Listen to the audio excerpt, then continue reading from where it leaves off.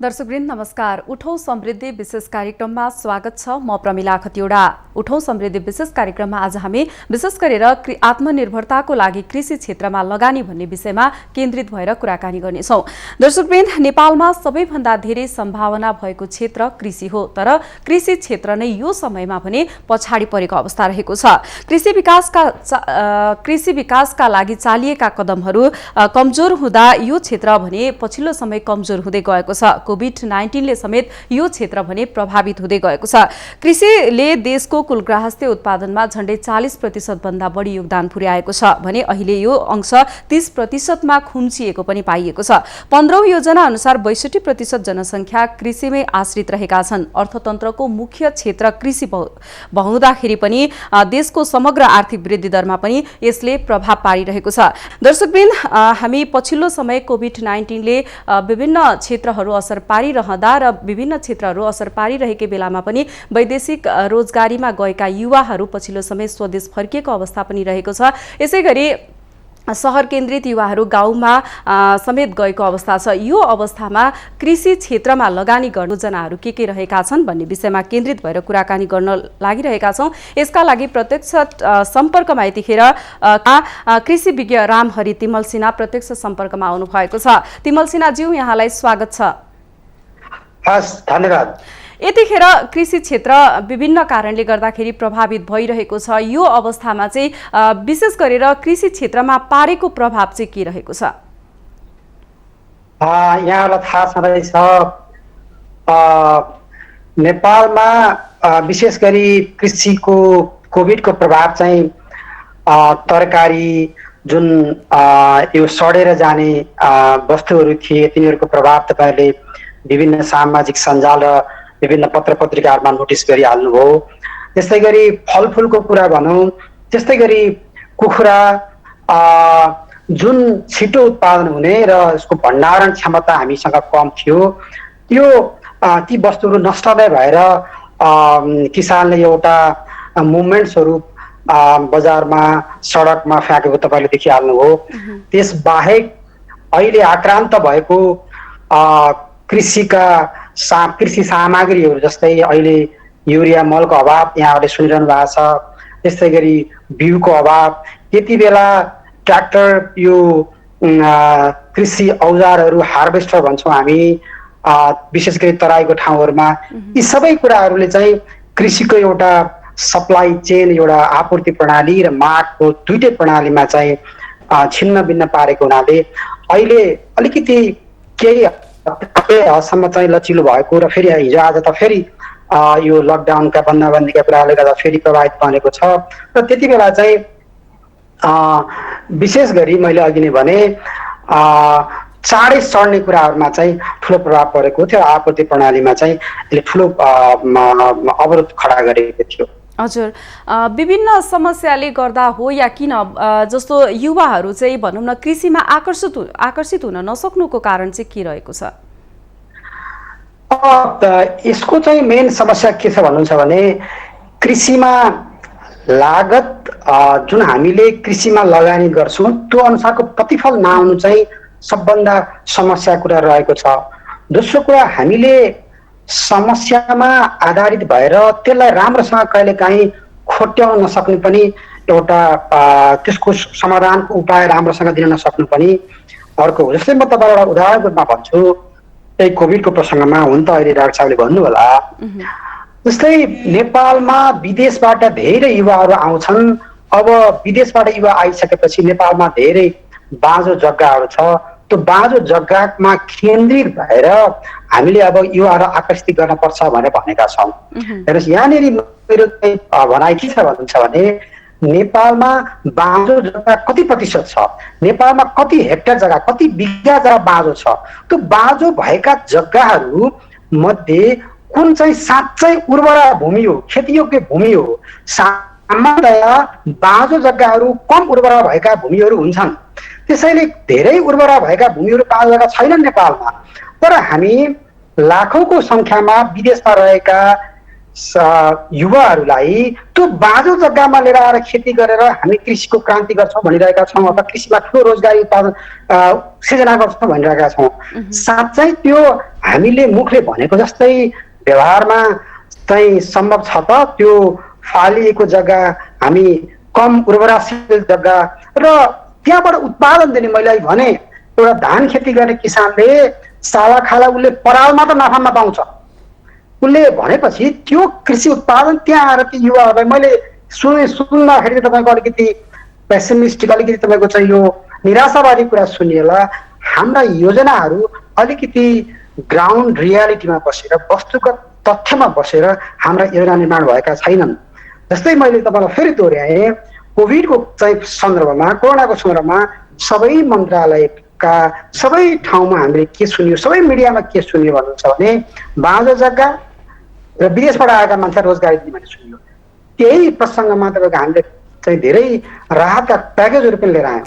तर साँच्चै बाँझो जग्गा, म चितवनमा बस्छु, म चितवनको एउटा पूर्व चितवनको कुरा गरौँ, पूर्व चितवनमा साला खाला 2000 बिघा बाँझो जग्गा हो। अब पूर्व चितवनमा फर्केर आएका मान्छेहरू, विदेशबाट फर्केर आएका मान्छेहरू त्यो 2000 चाहिँ बिघा मध्ये कति जग्गा खेतीयोग्य होलान्, कति जग्गामा तपाईँको ती विदेशबाट आएका मान्छेहरूले चाहिँ उत्पादनमा सरिक होलान्। सामान्यतया 20-30 हजार भन्दा कम उत्पादन, कम आम्दानी गर्ने मान्छेहरू विदेश चाहिँ उनीहरूले त्यो 20-30 हजार भन्दा कम तपाईँको चाहिँ यहाँ आएर कृषिमा आएर यहाँ संलग्न हुँदाखेरि कम आम्दानी भयो भने उनीहरू चाहिँ त्यही फेरि आकर्षित हुँदैन। मैले एउटा 20-30 हजार एउटा चाहिँ एउटा सङ्ख्या मात्र भने, एउटा चाहिँ एउटा सिलिङ मात्र भने, मान्छेको जुन हिसाबले विदेशमा पैसा कमाइरहेका छन् त्यो कमाएको हिसाबले यहाँ आएर उनीहरूले केही नाफा भएन भने त युवाहरू आकर्षित हुँदैनन्। त्यसैले हेर्नुहोस्, लगानीमा तपाईँको कृषिको लगानी अनुसार प्रतिफल नआउनु र हामीले बनाएका योजनाहरू पनि हामीले मोलकै कुरा गरेर हेर्नुहोस्, तपाईँको मान्छे कसरी कृषिमा आकर्षित हुन्छ। आज कृषि विकास मन्त्रालयको कुरा गरौँ, हामीले तपाईँको चाहिँ यो अहिले कोभिडको मात्रै समस्याले मलको अभाव भएको हो त? तपाईँको मलको अभाव त हामी वर्षौँदेखि तपाईँको चाहिँ अभाव चाहिँ खेपेर बसिरहेका छौँ नि त। अघिल्लो वर्ष 2-4 वर्ष अगाडि हामी प्राइभेट सेक्टरको चाहिँ आशा गऱ्यौँ होला, र अहिले तपाईँको मलको अभाव त तपाईँको के छ भन्नुहुन्छ भने फेरि पनि सरकारले जिम्मा लिएको छ, साल ट्रेडिङले जिम्मा लिएको छ होला, अथवा एआइसीले जिम्मा लिएको छ होला। यसमा सबै समन्वयकारी भूमिका त कृषि विकास मन्त्रालयले गर्नुपर्ने थियो नि त। के तपाईँको अहिलेको मलको अभाव किसान चाहिँ यस्तै यस्तै कुराले तपाईँको आफ्नो कृषि पेसाप्रति वितृष्णा भएर जाने हो? हजुर, मल अभाव त छँदैछ। पछिल्लो समय मल खरिदमा पनि सेटिङ गरेका कारणहरू पनि कृषकहरू मारमा परेको सुनिन्छ। होइन, यसलाई त अब मैले त्यसरी यो म त्यसको विज्ञ अथवा त्यस्तो हिसाबको विज्ञ त होइन, तर एउटा के चाहिँ जनमानसमा हामीले बुझ्ने कुरा, सोसियल मिडियाको कुरा अथवा पत्र पत्रिकाको कुरामादेखि हामीले के स्पष्ट बोल्न पर्छ भने, सामान्य म एउटा कृषिको विद्यार्थीको हिसाबले मलको आपूर्तिको जिम्माको सहजीकरण कृषि विकास मन्त्रालयले दिएको र मलको अहिले मैले बुझेसम्म, म देशको विज्ञ होइन हेर्नुहोस्, तर चाहिँ एउटा साल ट्रेडिङ र तपाईँको चाहिँ अर्को कृषि सामग्री संस्थान अहिले मर्ज छ के छ उहाँहरूले लिनुभएको। तर त्यो बजारमा के सुनिन्छ भने मलको खरिद प्रक्रियादेखि लिएर यी प्रक्रियामा ठुला ठुला देशका मान्छेहरूसँग सम्बन्धित मान्छेहरू त्यहाँ संलग्न छन् भन्ने बुझिन्छ, सुनिन्छ। त्यो बुझिनेको कुरा ती एक ठाउँमा रह्यो, तर कृषि मन्त्रालयले बेलामा तपाईँको यसको सहजीकरण गर्न नसक्नु, अथवा उहाँले ती ठुला मान्छेहरूको सङ्गतले गर्दा उहाँले भनेको चाहिँ कृषि मन्त्रालयका मानिसहरूले चाहिँ गर्न कतै पनि त्यो कुरा गर्न नसक्नु।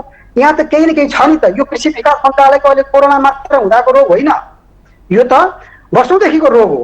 हामी परम्परा जस्तो भइसकेको छ मलको आपूर्तिको कुरा, होइन? त्यसैले किसानहरूले गएको, मैले भने तपाईँको चाहिँ अहिले अनुगमनका कुरा, अहिले तपाईँको चाहिँ यो अनुदानका कुराहरूमा तपाईँको नेपालमा को किसान हो भनेर असली किसान पत्ता लगाउने हामीसँग आधार भएन। हेर्नुहोस्, तपाईँ भन्दै हुनुहुन्थ्यो 65% चाहिँ 65% तपाईँको जनता कृषि आधारित छन् भनेर। सामान्य एउटा चाहिँ तपाईँको अध्ययनले के देखाउँछ भने अरू पेसा नभएका मानिसहरूले पनि आफूलाई कृषक भन्न रुचाउने रहेछ। र कृषकको उसलाई कृषक क्याटेगोरीमा राखिँदो रहेछ। हामीसँग असली किसान को हुन् भन्ने हाम्रो तथ्याङ्क नै छैन। जो मान्छेहरू तपाईँको चाहिँ बेरोजगार छन् ती मान्छेहरू पनि किसानको रूपमा तपाईँको चाहिँ आफूलाई चाहिँ दर्ज गर्न चाहन्छन्। त्यो डेटाबेस नहुनाले हामीले अनुदानका कार्यक्रमहरू राम्रोसँग लिएर जान सकेका छैनौँ, अनुदानका कार्यविधिहरू बनाउन सकेका छैनौँ। युवाहरू चाहिँ तपाईँको चाहिँ अहिले युवाहरू चाहिँ जुन तरिकाले तपाईँको अनुदानका वितरणको कार्यविधि स्पष्ट तरिकाले बनाउन सकिएको छैन, त्यसले गर्दा अनुदान पाउने किसानहरूले पनि अनुदान नपाइरहेको अवस्था छ। त्यसैले यी तपाईँको सरकारले पनि तपाईँको यी समस्याहरूलाई राम्रोसँग सम्बोधन गर्न नसक्नु, इनपुटहरू राम्रोसँग दिन नसक्नु। अर्को तपाईँलाई म समस्या भनौँ, नेपालको खाद्यान्न उत्पादकको त कम छ, यहाँले भन्नुभयो प्रिएम्बलमै, तर नेपालको खाद्यान्नको तरकारीको वितरण प्रणाली पनि कमजोर रहेछ नि त। जस्तै तपाईँलाई म भनौँ, म चितवनमा बस्छु, चितवनको नारायणगढ बजारका नजिकका तरकारी फलफुलहरू बारीमै कुहिए, तर हाम्रो यो वितरण प्रणाली र ढुवानी प्रणाली कमजोर हुनाले बारीमै कुहिए। तर त्यति बेला तपाईँले सुन्नुभएको थियो भारतबाट तपाईँको तरकारीहरू आए नि त, त्यो एउटा स्थापित बजारको प्रणालीले गर्दा त्यो आइपुग्यो। तर हामीले आफ्नो स्थानीय उत्पादनलाई स्थापित बजारको प्रणालीसँग जोड्न सकेका रहन्छौँ नि त। भनेपछि यसलाई हामीले कसरी लिन सक्छौँ? यो बिचौलियाहरूको चलखेल हो कि या नीति तथा कार्यक्रमकै अभाव हो? कसरी हेर्न सकिन्छ यसलाई? हामीले यो दुईटै एउटा कृषि यति धेरै तपाईँको चाहिँ जेलिएको क्षेत्र भएर यहाँनिर समस्या छ, यो यसको मात्र समस्या मैले भन्न गाह्रो हुन्छ। तर के हो भन्नुहुन्छ भने यो बिचौलियाको समस्या एक ठाउँमा छ र हामीले स्पष्ट तपाईँको चाहिँ ग्राउन्ड बेस्ड रियालिटीमा तपाईँको चाहिँ जिता कार्यक्रम ल्याउन नसक्ने, त्यसलाई कार्यान्वयन गर्न नसक्ने, तपाईँको यो सरकारसँग पर्याप्त छलफल नहुने, समन्वय नहुने। मैले अर्को एउटा उदाहरण जोड्न मिल्छ मिल्दैन भने हामी कृषिको समन्वयको अभावलाई आजभन्दा 20औं-30औं वर्षदेखि तपाईँको चाहिँ यसलाई हामी भनेको भने गरिरहौँ, तर साँच्चै समन्वय भएको छैन। कृषिका संरचनाहरू, देशका संरचनाहरू तपाईँको अहिले भनौँ, पहिला जिल्ला कृषि विकास कार्यालय हुँदाखेरि त्यहाँ हुँदाखेरि नै हामी कृषि विज्ञहरूको अभाव बिहोरिरहेका थियौँ। तर अहिले हजुर, यहाँको महत्त्वपूर्ण विचारको लागि, समय र संवादको लागि यहाँलाई धेरै धेरै धन्यवाद। हस्, धन्यवाद यहाँलाई पनि मौका दिनुभएकोमा। दर्शकवृन्द, उहाँ हुनुहुन्थ्यो कृषि विज्ञ रामहरि तिमल सिन्हा हुनुहुन्थ्यो। पछिल्लो समय यो धान रोपाईको समयमा पनि यो समयमा पनि मलको अभाव छँदैछ र उत्पादित सामानले पनि तरकारीहरूले पनि बजार नपाएर कुहिएर खेर गएको अवस्था रहेको पनि उहाँले समस्या सुनाउनुभयो। दर्शकवृन्द, विकासकै लागि भनेर 2052 सालमा दीर्घकालीन कृषि योजना कार्यान्वयनमा ल्याए पनि जुन वर्षदेखि योजना ल्याइयो सोही वर्षदेखि नै कृषिमा विनियोजित बजेट लगातार घट्दै गइरहेको छ र उत्पादन समेत कमजोर बन्दै गएको छ। यहाँ उत्पादन र लगानी हुने सम्भावना कृषि क्षेत्रलाई लिए पनि र रोजगारीको सृजना पनि प्रचुर मात्रामा कृषि क्षेत्रमा भए पनि कृषि क्षेत्रलाई भने प्रवर्धन गर्न भने अझै पनि सकिएको छैन। विशेष गरेर यतिखेर कोभिड-19ले सबै क्षेत्र प्रभावित भइरहँदा र विश्वमा विदेशिएका युवाहरू पनि स्वदेश फर्किरहेको अवस्थामा अब कृषिमा लगानी गर्न के कस्ता नीति तथा कार्यक्रम हुनुपर्छ र कृषि मन्त्रालय के कस्ता बजेटहरू ल्याउँदैछ भन्ने विषयमा केन्द्रित भएर कुराकानी गर्नको लागि यतिखेर प्रत्यक्ष सम्पर्कमा कृषि तथा पशुपन्छी विकास मन्त्रालयका प्रवक्ता डाक्टर हरिबहादुर केसी प्रत्यक्ष सम्पर्कमा आइसक्नु भएको छ। केसीज्यू, स्वागत छ यहाँलाई माउन्टेन टिभीमा। धन्यवाद। हजुर, यतिखेर कृषकका धेरै नै समस्याहरू रहेका छन्। विशेष गरेर यो धान खेती गर्ने समयमा पनि मल अभावका समस्याहरूले झेलिरहेको कृषकहरूले गुनासो गरिरहनु भएको छ। त्यसमा पनि मल सेटिङ गरेर चाहिँ कृषकहरू मारमा परेको गुनासोहरू गरिरहेका छन्। कृषि मन्त्रालयले नै यतिखेर 5 वर्ष यता 79% धान रोपाई भएको पनि जनाइरहेको छ। 60 लाख मेट्रिक टन धान उत्पादन गर्ने लक्ष्य समेत राखेको छ। मौसमले साथ पनि दिएको छ, तर यो बेलामा सरकारले मल दिएको छैन नि। कसरी हेर्न सकिन्छ यसलाई?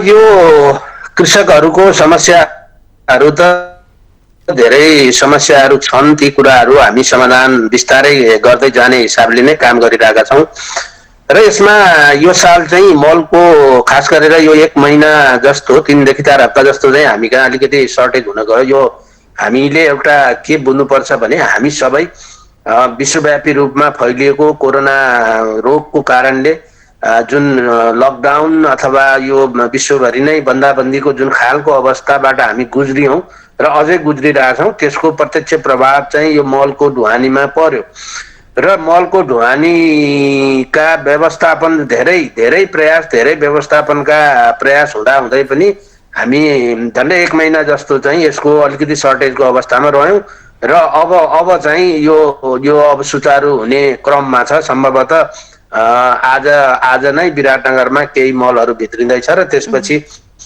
यो नियमित रूपमा आउने क्रममा जाँदैछ। त्यसो भए हुनाले यो बीचमा अलिकति मलको खास गरेर धानको रोपाई त राम्रो भयो यो साल। 99 नै त होइन, हामीले 98.28% जति रोपाई भएको भन्ने हाम्रो अहिलेको अन्तिम रिपोर्ट चाहिँ त्यो छ र त्यो झन्डै 79 भनौँ न राम्रो रोपाई भएको छ। तर अब टप ड्रेसिङको कुरामा चाहिँ अलिकति अभाव भएकै हो र यो के पनि हो भने प्राविधिक हिसाबले भन्दाखेरि तपाईँको डिएपी मलको अभाव थिएन। रोप्ने बेलामा डिएपी मल पर्याप्त राखेका किसानहरूलाई खासै ठुलो अझ उत्पादन घट्ने कुरा हुँदैन र डिएपी मल प्रयोग गरेपछि अबको टप ड्रेसिङ चाहिँ बाला निस्किनुभन्दा पहिलाको टप ड्रेसिङलाई हामी मल उपलब्ध गराउने अब क्रम सुरु भएको छ। त्यसो भयो भने चाहिँ उत्पादनमा खासै धेरै नोक्सान नहुने अवस्था चाहिँ सिर्जना हुँदैछ। यो बीचमा चाहिँ कोरोनाको कारणले हामीलाई अप्ठ्यारो भयो, त्यो हामीले विज्ञप्ति निकालेर त्यसको बारेमा जानकारी गराइसकेका छौँ। हजुर, मलको अनुदानमा पनि बिचौलियाहरूको चलखेल पनि बढेको छ। गत वर्षको बजेट हेर्दाखेरि पनि 9 अर्ब रुपैयाँ बराबर चाहिँ मलकै लागि भनेर छुट्याएको छ। यो नीति तथा कार्यक्रमको अभाव हो कि के को अभावले किसानको हातमा चाहिँ मल पर्न नसकेको हो? सुन्दै हुनुहुन्छ? अभाव नीति कार्यक्रमको भन्दा पनि गत विगत सुनिरहेको छु मैले। हजुर हजुर, गत विगत वर्षहरूमा यो हामी कहाँ विनियोजन हुने बजेट चाहिँ अलिक कम हुन्थ्यो। गत साल पनि 9 अरब जुन बजेट विनियोजन भएको थियो त्यो 9 अरबको सबै मल चाहिँ हामीले ल्याइसकेका थियौँ। लकडाउन सुरु हुनुभन्दा पहिला त्यो हाम्रा 2टा कम्पनीहरू छन्, कृषि सामग्री कम्पनी लिमिटेड र साल ट्रेडिङ कर्पोरेसन लिमिटेड। 2टा कम्पनीहरूले 9 अरबको मल सबै ल्याइसक्नु भएको थियो। लकडाउनको बेलामा वितरण भएको त्यही मल हो र हामीले चाहिँ त्यो 9 अरबले नपुग्ने भयो भनेर पछि लगभग पुसतिर चाहिँ 2 अरब बजेट थप व्यवस्थापन गरेका थियौँ र त्यो 2 अरबको ठेक्का प्रक्रियामा जाँदाखेरि चाहिँ त्यसको मल चाहिँ लकडाउनको अवधिमा ठेक्काको प्रक्रिया पनि त्यही बेलामा पर्यो र त्यसको लकडाउनको असरले गर्दाखेरि त्यो पछिल्लो चाहिँ थप भएको बजेटको मल चाहिँ आउन अलिकति ढिलो भएको हो र नभएदेखि 9 अरबको हामीले बजेटको व्यवस्थापन अनुसारको मल चाहिँ समयमै आइसकेको थियो होइन। अब यो साल चाहिँ हामीसँग 11 अरब बजेट छ। अब हाम्रा टेन्डरहरू धमाधम भइरहेका छन् र टेन्डरहरू स्वीकृत हुने क्रम भइरहेको छ। त्यसो हुँदाखेरि यो साल चाहिँ सम्भवतः अहिलेकै जस्तो अवस्था भनौँ न विश्वव्यापी महामारीको जस्तो अवस्था परेन भने र त्यो कुनै अरू अन्य असर गरेन भने यो साल चाहिँ हाम्रो मल चाहिँ नियमित आउने दिशामा छ। अब बिचौलिया भन्ने कुरो, सेटिङ भन्ने कुरो यो मिडियामा जसरी आएको छ त्यस्तो कुनै सेटिङ, कुनै बिचौलिया, कुनै केही होइन। हाम्रो सार्वजनिक खरिद नियमावली र सार्वजनिक खरिद ऐनका जुन विधि प्रक्रियाहरू छन् ती विधि प्रक्रियाहरूको पालना गर्नु अब सबै राज्यका निकायहरूको, हाम्रो सरकारी निकायहरूको खरिद प्रक्रियाको त्यो दायित्व हुन्छ।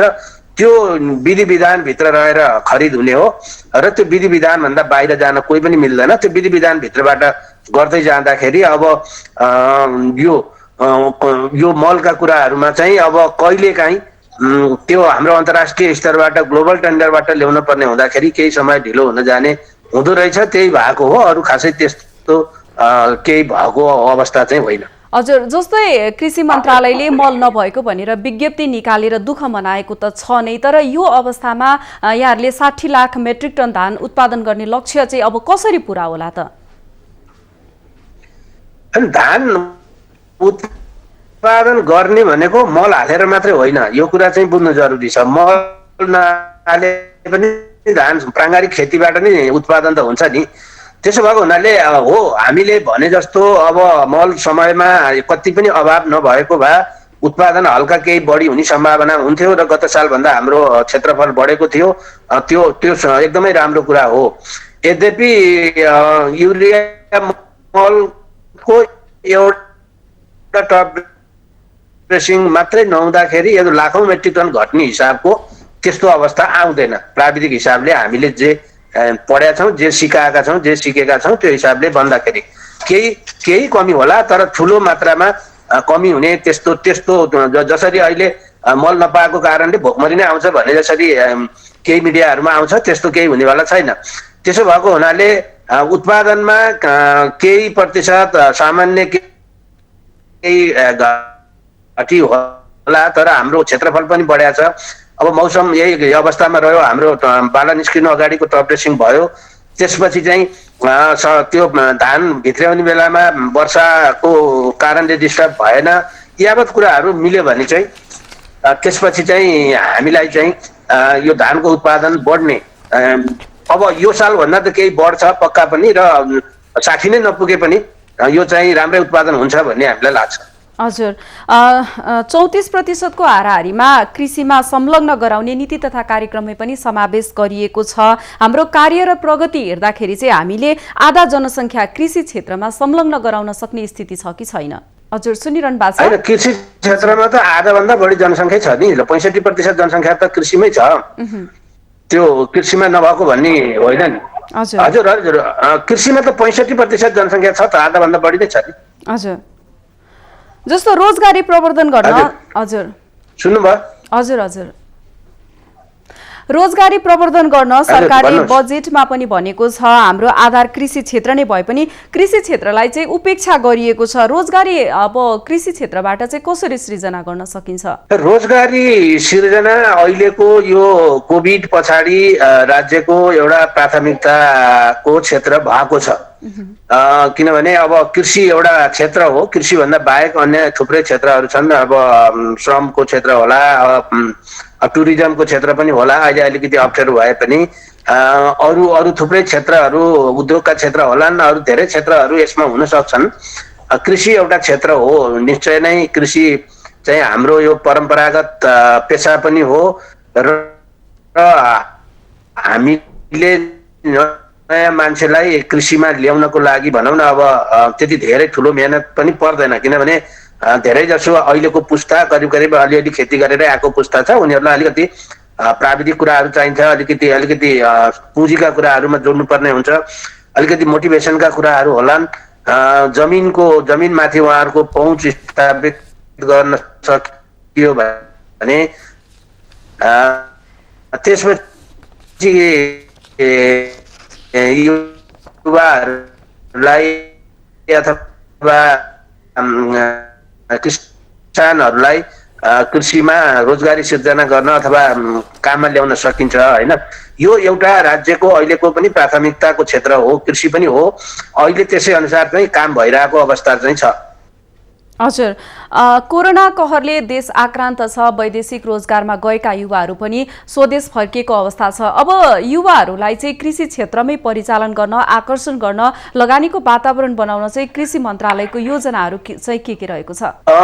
वैदेशिक रोजगारबाट धेरै युवाहरू फर्किनु भएको छ। अब उहाँहरू मध्ये कतिजना कृषिमा रहन चाहनुहुन्छ त्यो एउटा महत्त्वपूर्ण कुरा हो। पहिला पनि कृषि क्षेत्रमा आकर्षण नदेखेर उहाँहरू बाहिरिनु भएको हो र बाहिर पनि सहज हिसाबको वातावरण छैन। अहिले त देशभित्र न बाहिर धेरै ठाउँमा अप्ठ्यारो अवस्था छ र व्यक्तिलाई जे भए पनि आफ्नै देशमा केही गरौँ, आफ्नै देशमा रोजगार भइन्छ भने, आफ्नै देशमा जीविकोपार्जनका उपायहरू हुन्छन् भने किन बाहिर जाने भन्ने कुरा स्वतः भइ नै हाल्छ। त्यसो भएको हुनाले कृषि क्षेत्रमा पनि हामीले चाहिँ अलिकति अहिले हाम्रा विभिन्न परियोजनाहरू मार्फत चाहिँ युवाहरू वास्तवमा कृषिमा रहन चाहने युवाहरू कति हुनुहुन्छ, उहाँहरूको चाहना के छ। कृषिका पनि धेरै क्षेत्र छन्, पशुपालन छ, कुखुरा पालन छ, बङ्गुर पालन होला, यता तरकारी खेती होला अथवा फलफुल खेती, नगदे बाली, अरू धेरै कृषिजन्य उत्पादनका प्रशोधनका व्यवसाय होलान्, बजारका व्यवसाय होलान्, विभिन्न व्यवसाय हुन सक्छ। उहाँहरूको आफ्नो रुचि आफ्नो चाहना र आफ्नो आफूले गर्न सक्ने एउटा क्षेत्र चाहिँ उहाँहरूले कुन क्षेत्रमा रोज्न चाहनुहुन्छ त्यो खालको एक खालको म्यापिङ हामी गर्न खोजिरहेछौँ हाम्रा विभिन्न प्रोजेक्टहरू मार्फत। त्यसरी उहाँहरू कृषिमै बस्न चाहनेको अवस्थामा चाहिँ हामीले 2-3वटा कुरा गर्न खोजिरहेछौँ। एउटा चाहिँ हाम्रा तालिम केन्द्रहरू मार्फत चाहिँ उहाँहरूलाई अब इन्कुबेसन भन्छौँ हामी, उहाँहरूलाई चाहिँ बिजनेसको बारेमा, कृषिको प्राविधिक र त्यसको चाहिँ व्यवसायको बारेमा पनि तालिमहरू दिने। त्यसपछि उहाँहरूलाई त्यो तालिमले उहाँहरूलाई प्रविधि दिन्छ र मोटिभेसन दिन्छ, उहाँहरूलाई तरिका सिकाउँछ। त्यसपछि हामी पुँजीमा जोड्ने प्रयास गर्छौँ। त्यहाँबाट नै ब्याङ्कहरूमा कुन ब्याङ्कमा कति प्रतिशतमा लोन पाउन सकिन्छ। हामीले अहिले कृषकहरूलाई 5% भन्दा कम ब्याज दरमा ऋण प्रवाह गर्ने हिसाबले अहिले राज्यले त्यो घोषणा गरेको छ। त्यसो हुँदाखेरि त्यो कसरी पाउन सकिन्छ त्यसका बारेमा पनि हामी उहाँहरूलाई जानकारी गराउने र कतिपय अवस्थामा पालिकाहरूको समन्वयमा, प्रदेशको समन्वयमा अथवा हाम्रा विभिन्न प्रोजेक्टहरू मार्फत चाहिँ स्टार्टअप ग्रान्ट सुरुको अवस्थामा व्यवसाय सुरु गर्नको लागि केही अनुदानको पनि व्यवस्था गर्न सकिन्छ भने त्यो सम्मको व्यवस्था गरेर उहाँहरूलाई चाहिँ कृषिमा चाहिँ काममा ल्याउने। त्यसपछि उत्पादन भएका वस्तुहरूको बजारीकरणमा र उत्पादन भएका वस्तुहरूको प्रशोधनका क्षेत्रहरूमा पनि हाम्रो सहयोग गर्ने खालका कार्यक्रमहरू र नीतिहरू हामीले लिएको हो र त्यो अनुसार चाहिँ अब कामहरू चाहिँ भइरहेछ। हजुर, पछिल्लो समय जुनसुकै क्षेत्रमा पनि फाइनान्सिङको व्यवस्था छ। घर गाडी खरिद गर्नलाई फाइनान्सिङको व्यवस्था हुँदाहुँदै हाम्रो उत्पादन क्षेत्र कृषिमा चाहिँ व्यवसाय गर्न आजको आवश्यकता हो कि होइन? होइन, व्यवसायीकरण गर्ने भनेर त हामीले वर्षौंदेखि भनिरहेछौँ। कृषिको व्यवसायीकरण, औद्योगिकीकरण, आधुनिकीकरण भन्ने कुरा धेरै वर्षदेखि त्यसमा काम भइरहेछ र त्यो परिवर्तन ढिलो आएको हो। तपाईँले 10 वर्ष पहिलाको व्यवसायीकरणको स्तर र अहिलेको व्यवसायीकरणको स्तर हेर्नुभयो भने धेरै फरक छ। धेरै ठुला व्यवसायीहरू व्यावसायिक कृषिमा आएका छन्। अहिले त औद्योगिक घरानाका ठुला उद्योगपतिहरू पनि कृषिमा आइरहेको अवस्था पनि छ। त्यसो भए हुनाले व्यवसायीकरण त जरुरी छ र अलि ठुलो स्केलमा खेती नगर्ने हो भने त्यसको उत्पादन लागत बढी पर्ने र बजारमा प्रतिस्पर्धा गर्न गाह्रो हुने, त्यसलाई आधुनिकीकरण गर्न, यान्त्रिकीकरण गर्न गाह्रो हुने कुराले गर्दाखेरि व्यवसायीकरण गर्न त एकदमै जरुरी छ र त्यही दिशामा नै हामीले लान खोजेको हो। र व्यवसायीकरण गर्ने भन्दाखेरि चाहिँ त्यसको लागि चाहिँ पुँजी चाहिन्छ, त्यसको लागि प्रविधि चाहिन्छ, त्यसको लागि कृषि भन्ने बित्तिकै भूमि चाहिन्छ। हाम्रो भूमि खण्डीकृत छ, त्यसलाई चक्लाबन्दी गरेर ल्याउनु पर्ने कामहरू गर्नुपर्ने हुन्छ र हामी यही नै कामहरूको लागि आगामी वर्षहरूको हाम्रो प्राथमिकता चाहिँ यिनै कामहरूको लागि छ। हस्, यहाँको महत्त्वपूर्ण समय र संवादको लागि यहाँलाई धेरै धेरै धन्यवाद। धन्यवाद। दर्शकवृन्द, उहाँ हुन्थ्यो डाक्टर हरिबहादुर केसी, कृषि तथा पशुपन्छी विकास मन्त्रालयका प्रवक्ता हुनुहुन्थ्यो। पछिल्लो समय किसानहरूले चाहिँ यो खेतीको समयमा पनि मल, खाद तथा बिउ बिजनको समस्याका विभिन्न समस्या झेलिरहेको थियो र यो विषयमा केन्द्रित भएर अब कृषि मन्त्रालयको चाहिँ के कस्तो भूमिका रहेको छ भन्ने विषयमा केन्द्रित भएर कुराकानी गर्यौं। सरकारले गत वर्षभन्दा यस वर्ष करिब 5%ले धान बढी उत्पादन गर्ने प्रक्षेपण पनि गरेको छ। यस वर्ष मौसमले साथ पनि दिएको छ र जनशक्ति उपलब्ध हुँदा गत वर्षभन्दा यस वर्ष धान उत्पादन बढी हुने आकलन पनि सरकारले गरिरहेको छ। तर किसानहरूका विभिन्न समस्याले गर्दाखेरि यो चाहिँ अझै पनि सम्भावनामै केन्द्रित भएको छ। हामी विशेष गरेर यतिखेर कृषकका समस्याहरू के रहेका छन् र कृषि क्षेत्रमा लगानी गर्नको लागि चाहिँ के गर्न आवश्यक छ भन्ने विषयमा केन्द्रित भएर कुराकानी गर्नको लागि यतिखेर प्रत्यक्ष टेलिफोन सम्पर्कमा कृषि अभियन्ता उद्धव अधिकारी आउनु भएको छ। अधिकारीज्यू, यहाँलाई स्वागत छ। धन्यवाद, नमस्कार। हजुर, यो समयमा कृषिमा क्षेत्रमा आकर्षण गर्न या लगानीको वातावरण चाहिँ कस्तो रहेको छ? अब यस्तो छ, जतिखेर कोभिडको सुरुवात भयो त्यसपछि चाहिँ एउटा कृषि मात्रै एउटा वैकल्पिक एउटा क्षेत्र रहेछ। त्यसैले यसमै सबै लगानीहरू केन्द्रित गर्नुपर्छ। यसैमा सबै खालको स्रोत साधनहरू चाहिँ केन्द्रित गरेर अगाडि बढ्नुपर्छ भन्ने खालको कुराहरू त आयो, तर त्यो व्यवहारमा चाहिँ त्यस्तो देखिएन र अब कृषि असाध्यै ठुलो सम्भावनाको क्षेत्र भएर पनि कृषि आजका दिनसम्म पनि तपाईँको पूर्ण प्राथमिकतामा पर्न सकेको देखिँदैन। हजुर, कोरोनाको कारण विश्व अर्थव्यवस्था मतलब भनौँ न कोरोनाको कारण चाहिँ अर्थ सङ्कुचन भएको छ। यस्तो बेलामा युवा परिचालन गर्नलाई चाहिँ कृषि मन्त्रालय या सरकारको चाहिँ के कस्तो भूमिका हुन चाहिँ जरुरी रहेको छ? सरी अब यसको यस्तो छ, सरकारको तर्फबाट अब केही तपाईँको युवाहरूका नामहरू, किसानहरूका नामहरू, महिलाहरूका नामहरू, श्रमजीवीका नामहरू काहीँ न काहीँ त लेखिएका छन्। अब एकदमै लेख्दैन भन्न मिल्दैन, तर त्यो लेखिने मात्रै हो नि, त्यसले तपाईँको तात्विक परिणाम दिने हिसाबले चाहिँ ती कार्यक्रमहरू आएका छैनन्। जुन विगतका वर्षहरूमा हामीले चाहिँ तपाईँको यसै गरी नीति आउँथे, कार्यक्रम आउँथे, बजेट आउँथे, त्यहाँ पनि तपाईँको युवा महिला लगायतका चाहिँ श्रमजीवीहरूको चाहिँ शब्दहरू सम्बोधन हुन्थ्यो, तर परिणाम फेरि पनि तपाईँको हात लागु शून्य नै हुन्थ्यो। र अहिलेको यो विषम परिस्थितिमा, विशेष परिस्थितिमा यो नियमितता जस्तै चाहिँ भए पनि होस् नभए पनि होस् भन्ने अवस्था होइन, जसरी पनि गर्नै पर्ने अवस्था थियो त्यो जसरी पनि सम्बोधन हुने गरेर कार्यक्रमहरू आएको देखिँदैन।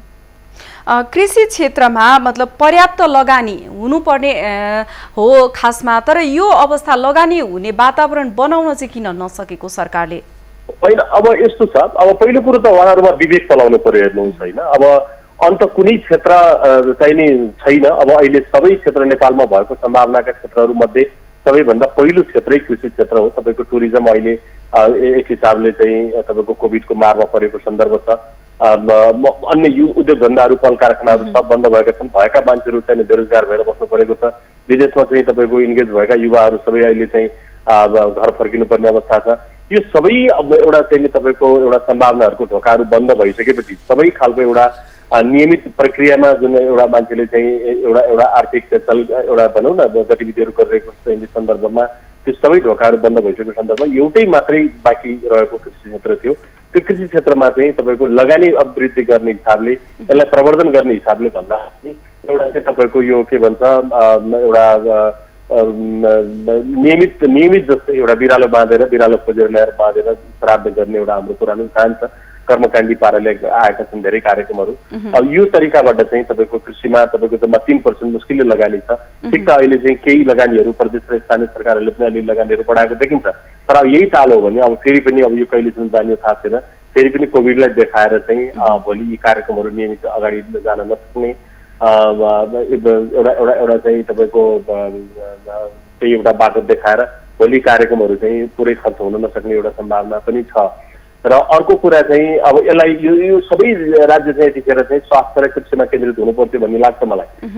एकातिर तपाईँको जीविकोपार्जनदेखि भोलि चाहिँ एक खालको आर्थिक मेरुदण्डको रूपमा भएको खेतीपातीलाई कसरी बचाउने, त्यहाँ संलग्न रहेका किसानहरूलाई कसरी बचाउनेबाट सोच्नु पर्थ्यो र त्यो सँगसँगै अहिलेको कोभिडको यो महामारीबाट कसरी बचाउन सकिन्छ भन्नेबाट मात्रै अहिलेको राज्य चाहिँ फोकस हुनुपर्ने अवस्था थियो। अब यो दुईटै कुराहरूमा चाहिँ राज्य चाहिँ एक खालको कमजोर देखेको छ। उपस्थिति एकदम पटक्कै देखेको छैन, एकदमै अब देखिएकै छैन भन्दा पनि हुने अवस्था भइरहेको छैन। अबको भूमिका चाहिँ के हुनुपर्छ, कृषि मन्त्रालय होस् वा सरकारको? अब यस्तो हेर्नुहोस्, अब आजै पनि अब के भन्छ, आज जुन खालको निषेधाज्ञा लागू भएको छ, अब धेरै ठाउँमा अब अस्ति मन्त्रालयले चाहिँ मन्त्री परिषदको निर्णय सार्वजनिक भएको छ। तपाईँको कृषिजन्य उपजहरू, दुध, तरकारीहरू, फलफुलहरूका विषयलाई चाहिँ सहज रूपमा आवत गर्न दिने भन्दा निर्णय भएको छ। तर अब आजै पनि धेरै किसान साथीहरूको बिहान मसँग कुराकानी भएको छ, ल हामीलाई त हिँड्नै दिएन, जानै दिएन, अब म चाहिँ नि के भन्छ बाटोबाटै फर्किनु पर्यो, मेरो गाडीमा दुध थियो त्यसलाई पनि अगाडि जान दिएन, मेरो गाडीमा तरकारी थियो त्यसलाई पनि अगाडि जान दिएन, अब खाली क्रेटहरू बोकेर पनि हिँड्न दिएको छैन, हामी बाहिरै निक्लिन पाएनौँ भन्ने खालका कुराहरू चाहिँ देखिन्छन् अहिलेको। अब यो विशेष परिस्थिति भएको हुनाले अब अहिले यसमा नेगेटिभ कमेन्ट गरि नहालौँ, तर पनि के भने कम्तीमा पनि अब तपाईँको यो नियमित प्रक्रियाहरूलाई चाहिँ कोभिड नै भए पनि कम्तीमा चाहिँ यो खेतीपाती गर्ने कुरा र खेतीपातीमा भएको उत्पादनलाई चाहिँ उपभोक्ताको भान्सामा पुर्याउनु पर्ने कुरा छ, यो नियमित गर्नुपर्ने हो, त्यो पनि भइरहेको छैन। भनेपछि अब हुनुपर्ने के भन्ने कुरामा त तपाईँको धेरै कुराहरू सरकारले छुटाइसकेका छन्। पहिलो कुरा त चैत 11 गतेदेखि हामी लकडाउनमा छौँ। लकडाउन लगत्तै धेरै कृषि बालु वस्तुहरू चाहिँ तपाईँको किसानका बाली वस्तुहरू चाहिँ कुहिएर बिग्रेर गएको अवस्थाहरू छ। त्यसको लगतहरू सङ्कलन गर्ने कुराहरू नै सरकार चुकेको छ, कहाँ कति क्षति पुगेको छ भन्ने बारेमा राज्यलाई थाहै छैन। त्यसको लगतहरू राखिसकेपछि त्यसको आवश्यकताको औचित्यको आधारमा चाहिँ उहाँहरूलाई क्षतिपूर्ति उपलब्ध गराउनु पर्थ्यो, त्यो पहिलो दायित्व थियो राज्यको, त्यो आजका मितिसम्म हुन सकेका छैन। अब तपाईँको त्यही बिचमा चाहिँ बालीहरू चाहिँ भित्र्याउनी लगाउने बेलाहरू आयो, न लगाउने बेलामा चाहिँ तपाईँको मलबिउहरूको सहज रूपमा आपूर्ति हुन सक्यो, न भित्र्याउने बेलामा राज्यको कुनै उपस्थिति देखिन सक्यो, त्यहाँ पनि केही पनि हुन सकेका छैन। तपाईँ आजसम्म चाहिँ देख्दै हुनुहुन्छ तपाईँको मल जस्तो एउटा महत्त्वपूर्ण चिज त्यो चाहिँ आजसम्म किसानहरूले चाहिँ सहज रूपमा प्राप्त गर्न सकेका छैनन्। अब कता चाहिँ एउटा एक ट्रक आउँदैछ अरे कहिले आउँदैछ, त्यति बेला धान निस्किने बेलामा चाहिँ मल आउनु र नआउनुको के औचित्य भएर किसानहरू एकातिर मल हाल्न पाएनन्, त्यसैले उत्पादन घट्ने अवस्था छ। अर्कोतिर चाहिँ फेरि अब यो निस्किने बेलाको धानमा बल हालेर फेरि त्यो किसानले चाहिँ अर्को घाटामाथि घाटा दिइरहनु पर्ने अवस्था छ। यो अब त्यसैले यो के हुनुपर्थ्यो भन्नुभन्दा पनि अब हामीले पनि भन्नु मात्रै हुन्छ कि जस्तो लाग्न थालिसक्यो। गर्नुपर्ने कुराहरू तपाईँको सबैलाई थाहा छ, नेपाल सानो छ, सबै किसानी पृष्ठभूमिबाटै आएका नीति निर्माताहरू हुनुहुन्छ, उहाँहरूलाई एकदम भलिभाँति जानकारी छ, तर पनि त्यो हुन सकिरहेको छैन। दुःख लाग्दो कुरा हो। अब यत्रो अब अहिले सरकार छन् सबैतिर, अब कोही पनि तपाईँको यो उत्पादनमा संलग्न किसान र उत्पादन क्षेत्रसँग चाहिँ त्यति गम्भीर ढङ्गले लागेको देखिँदैन। जसको परिणाम चाहिँ अलिक पछिल्ला चरणहरूमा गएर निकै झन् भया भयो, कोरोना भन्दा पनि झन् भया भयो। भोलि चाहिँ यथालको मान्छेले खानै नपाएपछि अन्तिम विकल्पको रूपमा जुन खालको तपाईँको अराजकता सिर्जना गर्छ, जुन खालको असन्तुष्टिहरू पोख्छ, विभिन्न माध्यमद्वारा असन्तुष्टिहरू पोख्छ, हामी त्यो एउटा चाहिँ तपाईँको एउटा डरलाग्दो अवस्थातिर जाँदैछौँ। छिमेकी देशहरूले बिस्तार बिस्तार हामीलाई उत्पादनको उपजहरू अब हामीलाई चाहिँ उनीहरूको आन्तरिक या बाहिरी विभिन्न कारणहरूले गर्दा उनीहरूको उत्पादन सहज रूपमा हामी कहाँ आउन सक्ने अवस्थाहरू बिस्तारै कम हुँदै गएको छ।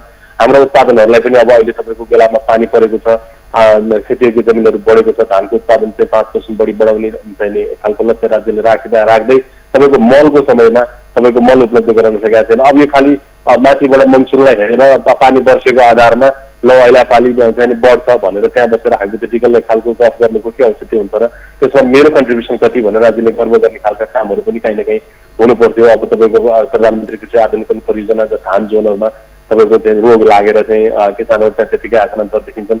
अब यो धेरै खालका समस्याहरूबाट चाहिँ यस्तो कृषि क्षेत्र अगाडि बढिरहेको छ र गर्नुपर्ने विषय चाहिँ पहिलो कुरो कृषिलाई केन्द्रित गरेर उत्पादनलाई जोड दिनु पर्छ। उत्पादनमा आधारित रहेर तपाईँको मूल्य श्रृङ्खलामा जोडेर उद्योगहरूसँग लगाएर किसानहरूलाई कृषि क्षेत्रलाई जोड्न सकियो भने त्यहाँ तपाईँको युवालाई पनि जोड्न सकिन्छ। त्यहाँ केही न केही हाम्रो चाहिँ के भन्छ किसानलाई पनि केही न केही फाइदा दिलाउन सकिन्छ। राज्यको स्रोत पनि आम्दानीको स्रोत पनि बढ्छ, त्यसले चाहिँ आयातलाई पनि बिस्तार बिस्तार घटाउँछ, व्यापार घाटालाई घटाउँछ। ती धेरै सम्भावनाहरू छन्।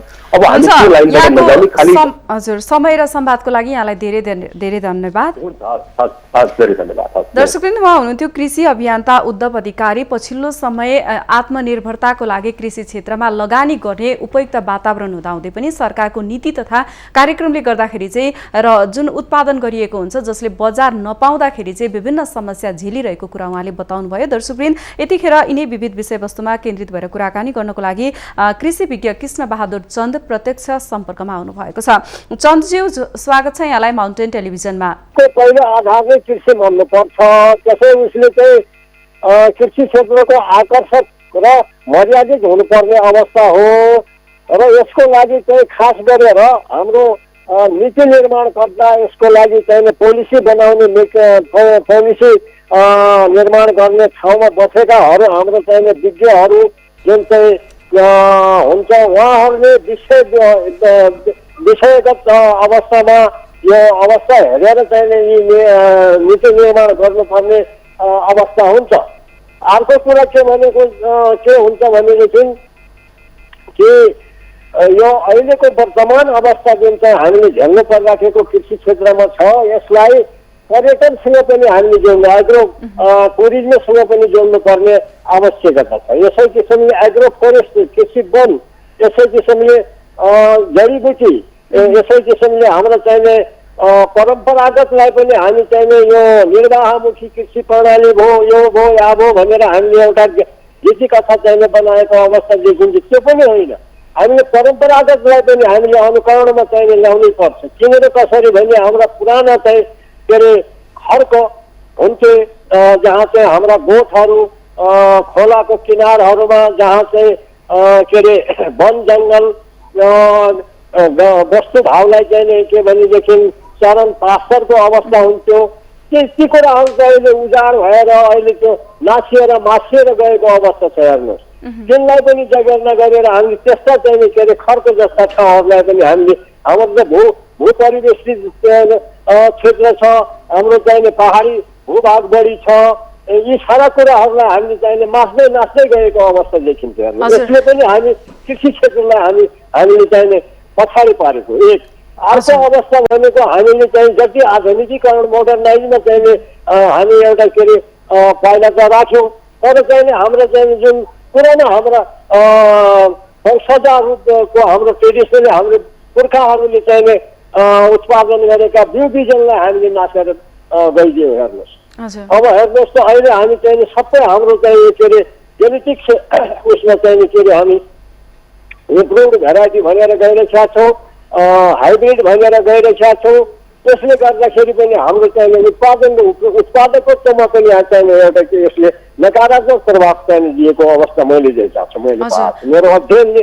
मेरो अहिले 33 वर्षको मेरो कृषि क्षेत्रमा मैले मेरो चाहिँ लामो अनुभवबाट पनि मैले चाहिँ के अरे एउटा यी कुराहरूलाई चाहिँ राख्नुपर्छ। अर्को भनेको हामी जुन अहिले अवस्था यहाँले चाहिँ अवगत गराउनु भयो त्यो वर्तमान अवस्था घटेर आयो एउटा भने यसलाई चाहिँ के अरे हाम्रो जुन अहिले संरचना एउटा के भन्छ यो हाम्रो चाहिँ शासकीय स्वरूप हाम्रो चाहिँ संरचना अनुसारले पनि स्थानीय तहमा चाहिँ बढी जिम्मेदारी बढी चाहिँ निगरानी र जुन चाहिँ एउटा किसान नागरिक जनताको एउटा नजिकमा चाहिँ के अरे प्रत्यक्ष सम्बन्ध राखेको निकाय छ र त्यहाँ चाहिँ अहिलेको मैले देखेको मेरो अनुभव यस संरचनाले चाहिँ काम दिँदैन। किन र कसरी भनेदेखि हाम्रो जिल्ला कृषि विकास कार्यालय थियो 75 अहिले 77 जिल्ला भयो र त्यसबाट एउटा चाहिँ फोकस प्रोग्रामहरू कृषिको गइरहेका थियो। त्यसले चाहिँ सबै ठाउँलाई एउटा के त्यसलाई समाचार ज्ञान केन्द्रको रूपमा परिणत गर्यो। अनि त्यस अर्को चाहिँ प्रदेश बनाइदियो। प्रदेशले चाहिँ एउटा छुट्टै किसिमको प्रोग्रामहरू उसले चाहिँ लन्च गर्ने भयो। त्यसले गर्दाखेरि अनि स्थानीय निकायलाई चाहिँ स्थानीय तहलाई कृषि शाखाको रूपमा चाहिँ राखिदियो। अब त्यहाँ जनशक्ति छैन त्यो कृषि शाखा भनेको नाउँ मात्रै। त्यहाँ चाहिँ राम्रो विज्ञहरू चाहिँ के अरे हामीले प्रतिनिधित्व गर्ने पनि हाम्रो चाहिँ प्रतिनिधिमूलक संस्था जो छ त्यहाँ विषय अनुसारका चाहिँ के अरे प्रतिनिधि चाहिँ हुनु पर्यो नि। त्यस्तो पनि हामीसँग चाहिँ छैन। जसो भने बाकसमा मत हालिदियो त्यस्तै किसिमका चाहिँ किनेर जान्छन्। त्यहाँ गएर चाहिँ एउटा के अरे होइन कृषिको के छ र कृषि भन्दा के हो र एउटातर्फ लैजाउँ भने कसैले अर्कोतर्फ कसैले अर्कोतर्फ गरेर त्यहाँको भएको पनि चाहिने बजेट आदि इत्यादि जुन चाहिँ कृषितर्फ चाहिने आकर्षित हुन सकेको छैन। कृषिलाई महत्त्व दिएको अवस्था मैले पाएको छैन।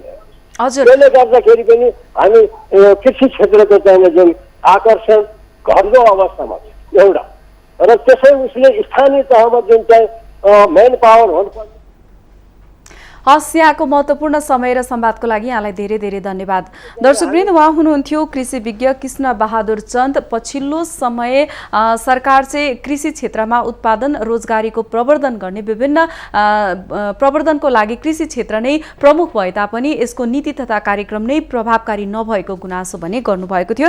दर्शकवृन्द, 15 योजना अनुसार 62% जनसङ्ख्या कृषिमा संलग्न रहेका छन्। आर्थिक सर्वेक्षण 2076-77 अनुसार कृषिको कुल राष्ट्रिय उत्पादनमा पनि 27% योगदान कृषिको छ। कृषि क्षेत्रले लाखौंको रोजगारी पनि दिएको छ र आत्मनिर्भर अर्थतन्त्रको लागि पनि अब नै कृषि नै विकल्प हुन सक्छ। हामीले यिनै विविध विषयवस्तुमा केन्द्रित भएर आत्मनिर्भरता गर्नको लागि कृषिमा लगानी गर्न आवश्यक छ भन्ने विषयमा केन्द्रित भएर कुराकानी गर्यौं। हस्त अहिलेलाई माउन्टेन टेलिभिजनमा पालो भएको छ विश्रामको।